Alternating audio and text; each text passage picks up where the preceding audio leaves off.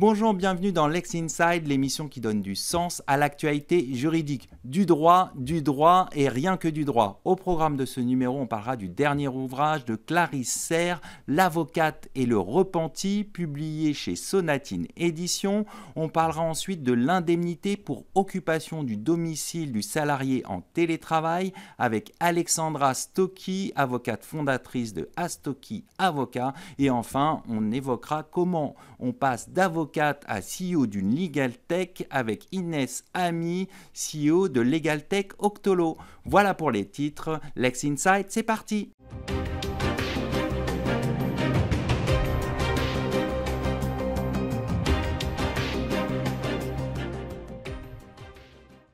On commence tout de suite ce Lex Inside, on va parler de l'ouvrage L'avocate et le repenti avec son auteur Clarisse Serre, ouvrage publié aux éditions Sonatine. Clarisse Serre, bonjour. Bonjour Arnaud. Alors je vous avais reçu pour votre premier ouvrage La Lionne du barreau dans lequel vous retracez votre parcours.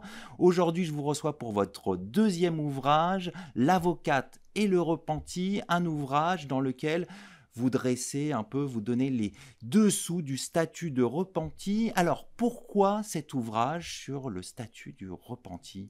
Eh bien, j'ai voulu écrire ce livre parce que c'est une expérience que j'ai vécue à titre professionnel, qui a eu aussi un impact à titre personnel. Et j'ai voulu justement, je me suis rendu compte au travers de cette aventure, voire cette mésaventure, que c'était un statut qui était peu connu du justiciable, mais également peu connu du milieu judiciaire. Et donc, j'ai décidé d'écrire pour raconter ce que c'était ce statut en France à travers ce qui m'est arrivé. Alors, une précision, ce n'est pas un roman, hein. Vous parlez d'un client repenti. Quel est ce client ? Évidemment, on ne peut pas donner le nom, mais un peu son profil. Alors, c'est un homme dont on dirait qu'il est de la classe CSP+. Il n'a rien à voir avec le milieu du grand banditisme, mais il s'est pris d'amitié pour quelqu'un affilié au grand banditisme. Ils ont quasiment une amitié qui a duré une année entière. Et puis, lorsque les services de police sont venus attraper le premier, ils ont également mis en garde à vue celui que je vais défendre. Et à ce moment-là, le choix s'est fait pour lui de savoir s'il allait parler ou pas parler. Et puis évidemment, ce qui s'en est suivi après, d'être un repenti. Alors c'est très important ce choix de parler ou pas. Qu'est-ce qui fait que quelqu'un va décider de parler ? Alors, c'est exactement, vous touchez du doigt Arnaud, le problème, c'est de savoir pourquoi on parle. Au-delà de mon cas, de manière générale en justice pénale, souvent c'est ce qu'on reproche à des prévenus ou des accusés aux assises, de leur dire pourquoi vous ne parlez pas.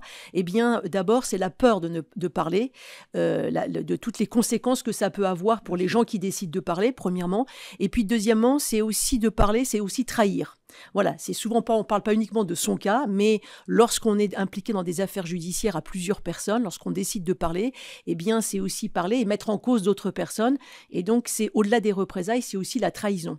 Donc, lui, pour répondre à votre question plus précisément, il décide de parler parce que en garde à vue va se poser un problème très crucial. Sa femme est également en garde à vue et c'est de se dire, si je ne parle pas, qu'est-ce qui va devenir d'elle ?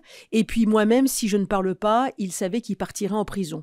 Donc, c'est pas forcément un choix, c'est plutôt un choix forcé ou un choix contraint. C'est à s'imposer à lui, voilà, parce que décider de parler, en fait, dans la pratique, c'est rarement spontané vu les conséquences que ça peut engendrer.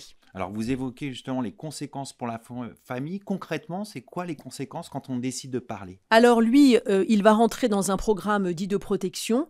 Il va rentrer dans ce programme avec sa femme et justement la particularité de ce dossier, c'est qu'il a 3 enfants qui sont mineurs et qui sont en plus de jeunes enfants puisqu'ils sont à peu près à l'époque où ils rentrent, c'est-à-dire en 2018, ils ont entre 5 et 10 ans.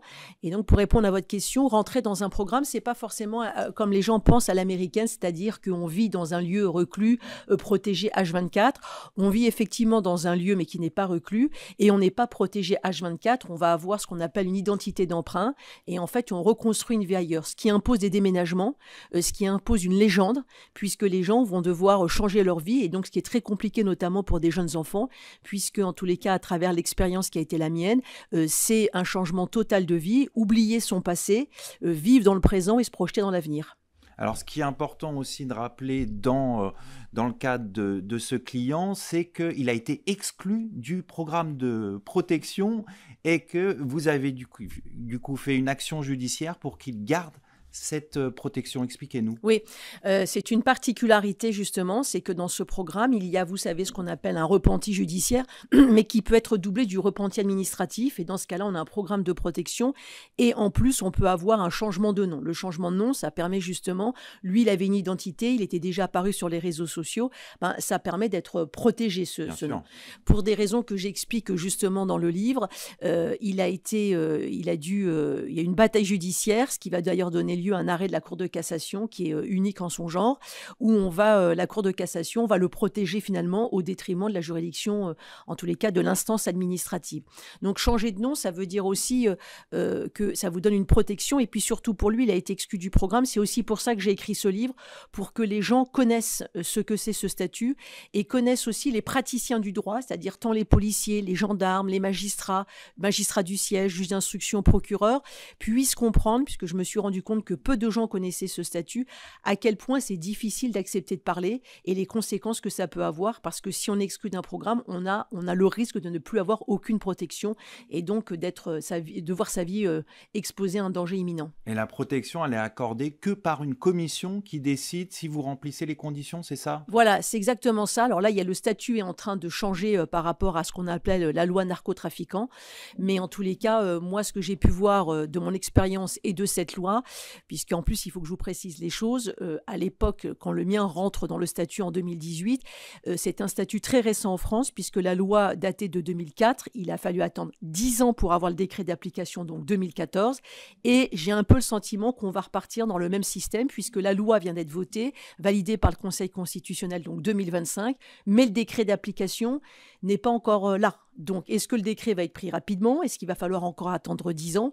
Et ce décret va être extrêmement important pour toutes les modalités, justement, d'application pour les gens à venir. Mais est-ce que pour vous, la loi narcotrafic, c'est une bonne chose pour ce statut de repenti? Est-ce qu'elle apporte des éléments il y a des progrès, parce que, justement, le cas que je cite a été beaucoup discuté. Et il y a des progrès. Il y a une extension sur ceux qui pourront en bénéficier. Il y a aussi une insécurité juridique à laquelle on a pallié, puisque avant, il fallait attendre la juridiction pour être sûr et être reconnu comme repenti, ce qui ne sera plus le cas à partir du moment où le statut a été validé en amont. Les juridictions ne pourront plus, sauf exception, le remettre en cause. Mais le problème, c'est qu'on n'a pas le décret d'application, et puis pour être complète dans votre question, c'est le nom qui a été choisi. Moi, je parle de repenti. J'avais d'ailleurs dit que je pensais que c'était un nom qui était plutôt positif, et là, dans la nouvelle loi, le statut, le repenti a totalement disparu. On parle de collaborateur de justice. Et je ne vois pas, j'ai quand même une habitude, je ne fais que du pénal, je ne vois pas qui actuellement aurait envie d'être taxé, d'être collaborateur, puisque vous avez compris, ça a fait une référence historique, mais au-delà de la référence historique, c'est l'abréviation collabo. Or, pour les gens qui sont détenus en cours de promenade, s'entendre dire en permanence t'es un collabo, puisque le repenti peut être détenu, mais peut également être libre. Alors souvent aussi, on les stigmatise par le nom balance aussi. Exactement. Alors balance, ça existe déjà, mais judiciairement, ça n'existe pas une balance. C'est le mot de droit commun. En revanche, repenti existait judiciairement, et là maintenant, on a fait disparaître ce mot pour faire apparaître collaborateur. Donc on a institutionnalisé quelque chose qui s'explique que d'après les travaux préparatoires pour celui qui est collaborateur à l'œuvre de la justice, mais moi je pense que c'est totalement pris en l'absence de considération du terrain. Moi je suis une femme du terrain, je vais en prison, je fréquente ces gens puisque je les défends, et je vois à quel point c'est difficile de parler, et en tous les cas leur dire qu'ils auront l'étiquette de collabo.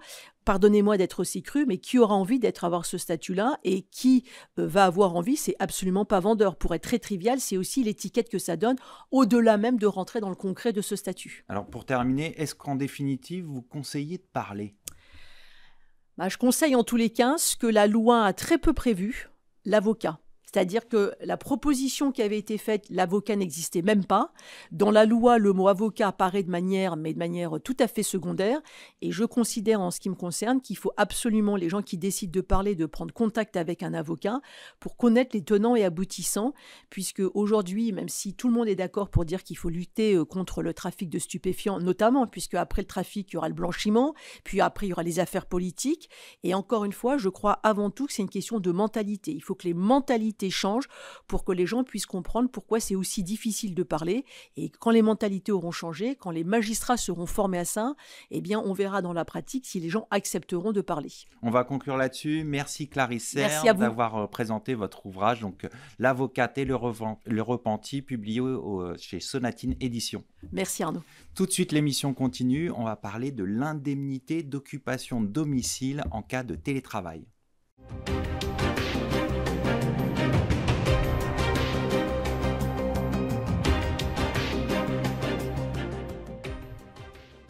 On poursuit ce Lex Inside, on va parler de l'indemnité pour occupation du domicile du salarié en télétravail avec mon invité Alexandra Stocchi, avocate fondatrice de Astocchi Avocat. Alexandra Stocchi, bonjour. Bonjour Arnaud. Nous allons faire le point sur l'indemnité d'occupation du domicile en télétravail à l'aune de la récente jurisprudence.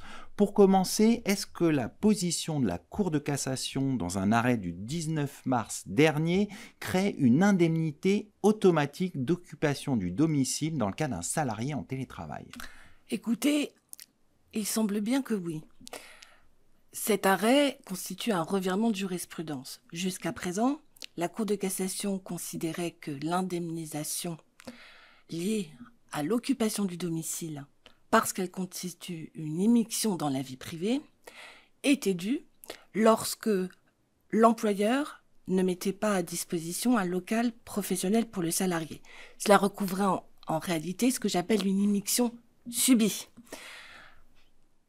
Explicitement, cas où l'employeur demande au salarié de travailler à domicile, mais aussi implicitement, je vise par là les itinérants, où la Cour de cassation avait déjà dit qu'en pratique, en réalité, compte tenu de leurs fonctions, ils ne pouvaient pas matériellement retourner au siège lorsque des locaux étaient mis à disposition au siège, et donc qu'en pratique, effectivement, ils ne disposaient pas d'un local pour l'exercice de leurs fonctions.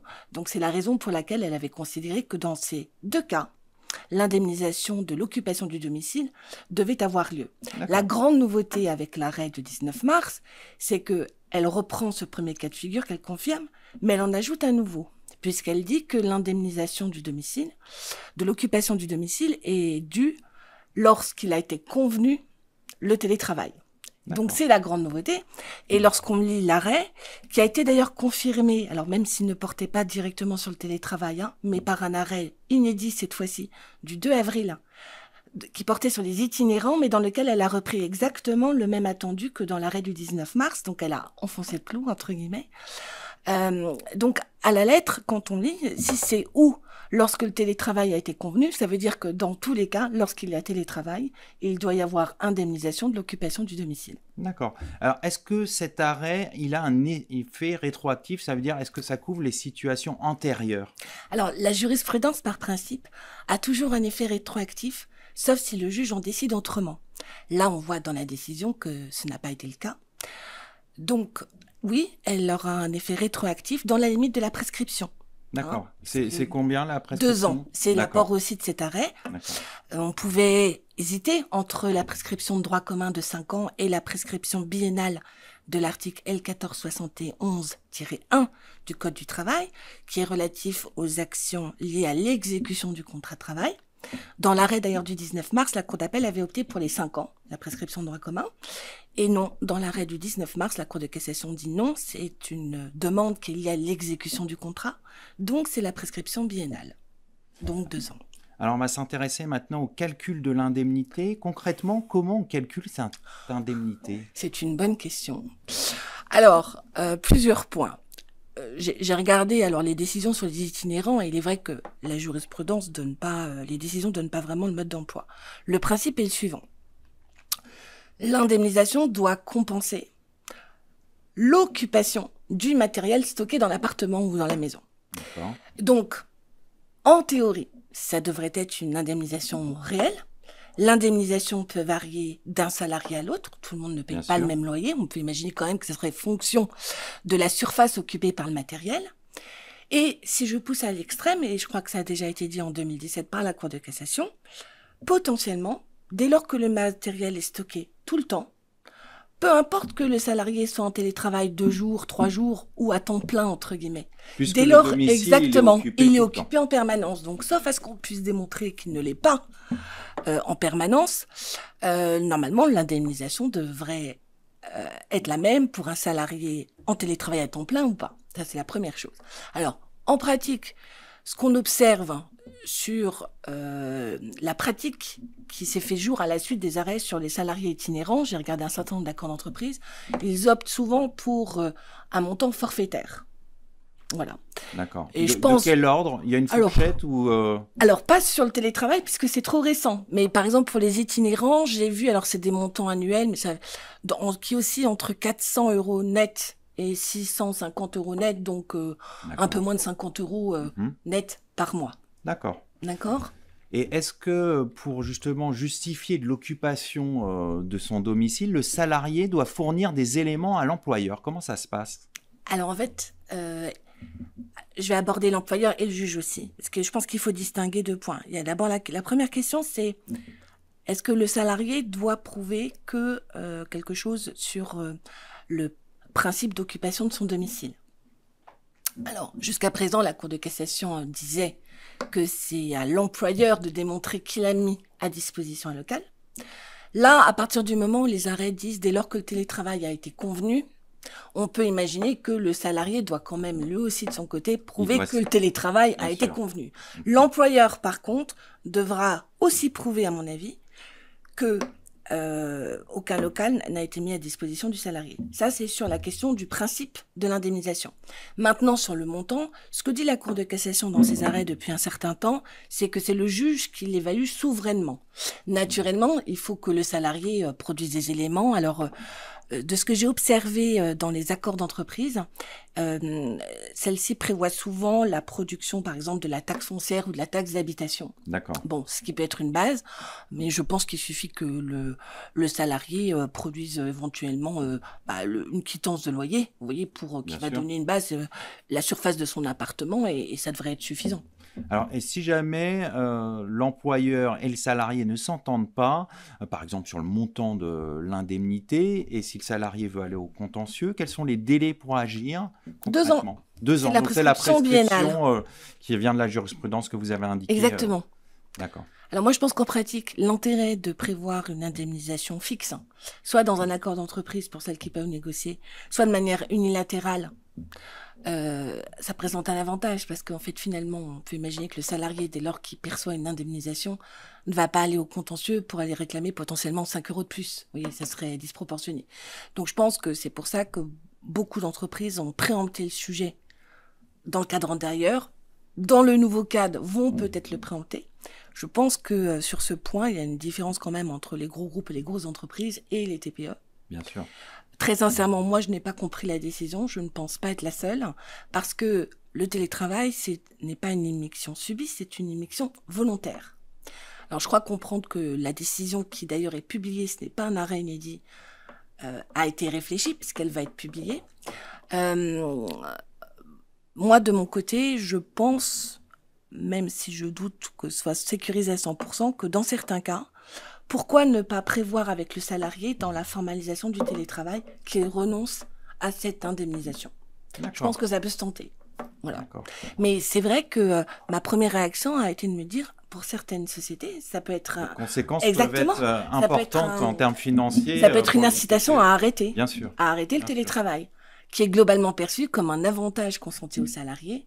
Et c'est vrai que, puisqu'il faut être volontaire, que c'est une immixtion volontaire du domicile, on comprend quand même mal, enfin moi je comprends mal la logique, à prévoir une indemnisation dès lors que cette immixtion, elle a été choisie. On va conclure là-dessus. Merci Alexandra Astoki. Je rappelle que vous êtes associée fondatrice de Astoki Avocats. Je vous remercie. Bonne journée. Tout de suite, on poursuit l'émission. On va parler innovation juridique. Comment on passe d'avocate à CEO d'une Legal Tech.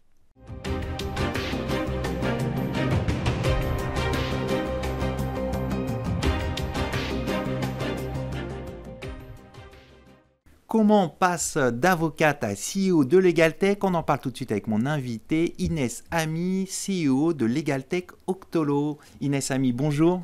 Bonjour Arnaud. Alors nous allons évoquer votre parcours, comment on passe d'avocate à CEO de Legal Tech Octolo, cette Legal Tech qui a remporté le prix de la meilleure Legal Tech à Vivatech décerné par le barreau de Paris. Tout d'abord, pour commencer, la première question que j'ai envie de vous poser, c'est quelles ont été les principales étapes de votre parcours qui vous mènent donc, vous avez été avocate et maintenant vous êtes CEO d'une Legal Tech. Alors mon parcours au départ semblait plutôt tout tracé et assez classique. Au collège, j'ai fait un stage qui m'a fait découvrir le métier d'avocat et j'ai décidé que je voulais être avocate. J'ai fait mes études à Assas, 5 ans de droit, qui s'est finalisé avec un master en propriété intellectuelle et j'ai ensuite passé mon barreau. La petite spécificité que je pousse à mettre en pratique, c'est que j'ai effectué tout au long de mon parcours différentes expériences professionnelles qui m'ont permis de découvrir les petits cabinets, les plus gros cabinets et la vie en entreprise. Et en particulier, j'ai travaillé pendant 2 ans dans une start-up, l'une des premières Legal Tech, qui a été incubée à Station F. D'accord, donc ça vous a donné un peu le goût de l'innovation pendant votre parcours. Et qu'est-ce qui fait qu'un jour on décide de tomber la robe, de quitter la profession d'avocat ? Alors j'ai fini chez Accor Hotel puis chez Gide et effectivement j'aurais pu rester là, c'était assez confortable et il se trouve que j'avais décidé de partir 1 an en LLM aux États-Unis et il y a eu le Covid. Sauf qu'il se trouve que j'avais une petite idée en tête qui me perturbait, c'est que j'avais, faute de pouvoir partir, je me suis dit que j'allais faire quelque chose de différent. Et en particulier, j'avais cette idée qui était que les avocats, j'en ai vu beaucoup trop, qui refusaient de gérer la gouvernance des entreprises parce que ça leur prend trop de temps. Alors la gouvernance, elle est récurrente, annuelle, il y a au moins une assemblée générale par an, il y a de temps en temps besoin d'un conseil juridique, même si c'est assez répétitif. Et par ailleurs, j'ai vu des startups à Station F lors de mon expérience professionnelle qui ne se préoccupaient pas beaucoup du droit jusqu'à ce qu'une file leur tombe dessus, et des grandes entreprises qui, elles, géraient mal leur gouvernance parce que beaucoup de filiales à gérer et de la même manière, pas d'outils en interne. Et donc, ce qui m'a poussée à me lancer, c'est un mélange entre de la frustration et l'envie de changer les choses, et l'envie surtout d'optimiser et de proposer un outil qui permette de gérer l'ensemble de la gouvernance des entreprises. Alors, comment ça marche justement, Legal Tech Octolo ? Alors, la loi a pas mal évolué ces derniers temps, depuis 2016, 2019, 2021, 2020 même, pour permettre de digitaliser la gouvernance.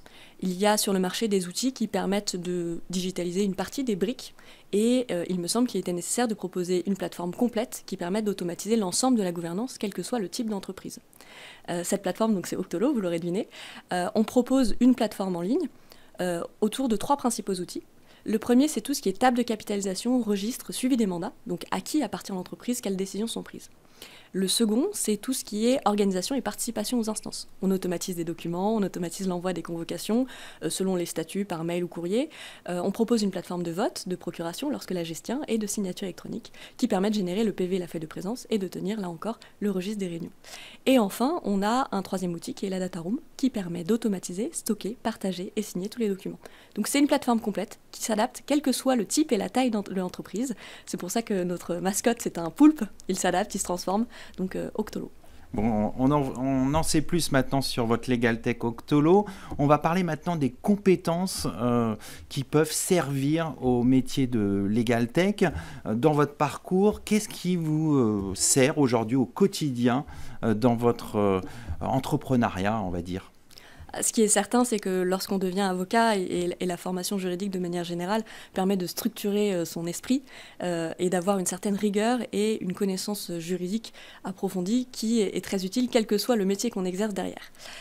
Pour créer une entreprise, il a fallu que je réussisse à simplifier le droit pour l'expliquer à des développeurs, ce qui est essentiel et qu'on apprend à faire au quotidien dans le métier d'avocat en parlant aux clients. Et par ailleurs, il a fallu que je propose une très forte structure de ce juridique pour permettre aux développeurs de le coder. Et enfin, il a fallu que je sache me mettre à la hauteur du client pour le convaincre, l'accompagner, ce qui est forcément quelque chose qu'on apprend dans le cadre du métier d'avocat. Et enfin, la dernière chose, c'est que lorsqu'on crée une Legal Tech sans avoir cette formation juridique, on se contente de proposer une surcouche technologique, alors que là, je propose un outil qui est réellement adapté au métier. Et c'est ce qui est par ailleurs reconnu par nos clients, que ce soit des avocats ou des juristes, c'est que notre outil est extrêmement pratique. Il inclut toutes les spécificités juridiques, il s'adapte, il n'y a pas de mauvaise surprise quand on a des statuts un peu particuliers. Alors aujourd'hui, on est dans une période où il y a beaucoup d'innovations, hein, notamment dans le domaine du droit. Quel regard vous avez sur cette évolution, sur l'écosystème de la Legal Tech ? J'ai eu la chance de découvrir la Legal Tech quasiment dès le départ et de suivre dès l'origine son évolution. Et je trouve qu'elle va vers une belle évolution. Elle a pâti au départ d'une image un petit peu trop... on pensait que la Legal Tech, c'était vraiment un domaine tout petit et et peu novateur. Il y a eu aussi, en plus, la nécessité de déterminer quelle était la place des avocats et la place des Legal Tech. Aujourd'hui, je pense qu'on va d'abord sur une belle structuration du marché. Il y a eu beaucoup d'outils très répartis. Aujourd'hui, c'est d'ailleurs l'idée qu'on avait avec Octolo, on propose des plateformes de plus en plus complètes. Par ailleurs, l'arrivée de l'IA générative pousse les Legal Tech à se développer beaucoup plus vite et permettent aussi d'attirer des fonds. Nous-mêmes, on a levé 1 million d'euros. Et il y a de plus en plus de levées de fonds dans la Legal Tech, ce qu'il n'y avait pas avant. Et enfin, je pense qu'il y a un message qui est clair et qui est extrêmement positif, c'est le fait que les avocats se saisissent de plus en plus de ces sujets, et on le voit bien avec toute l'action qui a été menée par le bâtonnier de Paris, que je remercie d'ailleurs, sur l'intégration et la présentation d'outils. Il est important que les avocats connaissent ces outils, qu'ils les intègrent pour ensuite gagner en